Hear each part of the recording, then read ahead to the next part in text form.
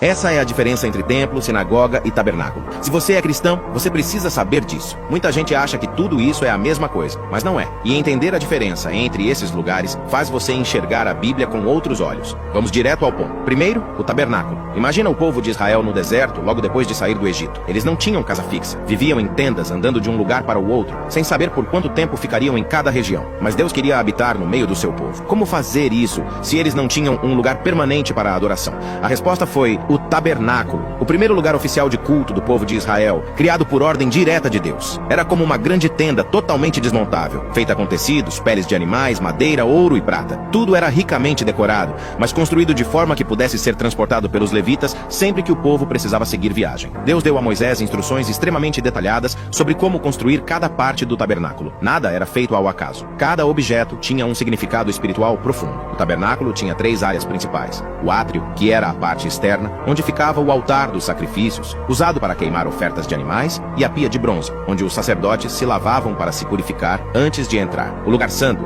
onde somente os sacerdotes podiam entrar. Ali ficavam a mesa dos pães da proposição, com 12 pães representando as 12 tribos de Israel, o candelabro de ouro, chamado menorá, que simbolizava a luz de Deus, e o altar de incenso, usado nas orações, e o Santo dos Santos, o lugar mais sagrado de todos. Somente o sumo sacerdote podia entrar ali, e apenas uma vez por ano, no dia da expiação, o Yom Kippur. Dentro do Santo dos Santos ficava a Arca da Aliança, um baú sagrado que guardava as tábuas da lei, a vara de Arão que floresceu e um vaso com o maná, o pão que Deus deu ao povo no deserto. Enquanto Israel estava no deserto, o tabernáculo era o coração do culto a Deus. Era lá que Deus se manifestava em forma de nuvem durante o dia e fogo à noite. Mesmo depois que o povo entrou na Terra Prometida, o tabernáculo continuou sendo usado por várias gerações, até o tempo do rei Davi. Mas chegou um momento em que o povo não precisava mais ficar mudando de lugar, e surgiu o desejo de construir algo maior e permanente. E agora vamos falar do templo. O templo foi a evolução do tabernáculo. O rei Davi sonhava em construir uma casa fixa para Deus em Jerusalém, mas Deus disse que quem realizaria isso seria o seu filho, Salomão.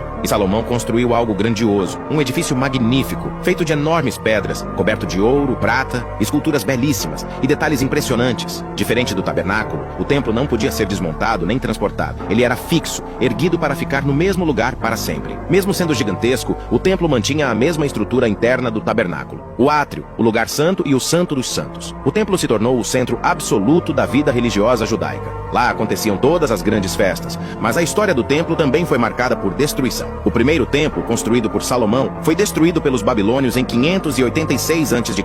Anos depois, quando o povo voltou do exílio, Zorobabel reconstruiu o templo, mas de forma mais simples. Esse templo foi ampliado séculos depois pelo rei Herodes, transformando-se numa construção ainda mais grandiosa. É o famoso segundo templo, que existia no tempo de Jesus. Foi nesse templo que Jesus expulsou os cambistas e vendedores de animais, dizendo que estavam transformando a casa de Deus em um covil de ladrões. Mas e a sinagoga? Muita gente pensa que a sinagoga é a mesma coisa que o templo, mas não é nada disso. A sinagoga nasceu num dos períodos mais difíceis da história do povo judeu, o exílio babilônico. Quando os judeus foram levados como prisioneiros para uma terra distante, eles ficaram sem acesso ao templo em Jerusalém, sem sacrifícios e sem sacerdócio ativo. Então surgiu a necessidade de criar locais onde o povo pudesse estudar, rezar e manter viva a fé. Assim nasceram as sinagogas. Diferente do templo, as sinagogas não eram lugares de sacrifício. Elas serviam para a leitura e o estudo das escrituras, para o ensino religioso e para a oração comunitária. As sinagogas se espalharam pelas cidades, vilarejos e até fora de Israel, nas comunidades judaicas espalhadas pelo mundo, conhecidas como diáspora. Mesmo depois que o templo foi reconstruído, as sinagogas continuaram existindo. Nos tempos de Jesus, as sinagogas eram muito comuns. É por isso que nos evangelhos vemos Jesus ensinando nas sinagogas em lugares como Nazaré e Cafarnaum. Ali, ele lia as escrituras e explicava ao povo sobre o reino de Deus. Ou seja, a sinagoga complementava, mas nunca substituía o templo. Então se lembre sempre, o tabernáculo era como um templo desmontável, móvel,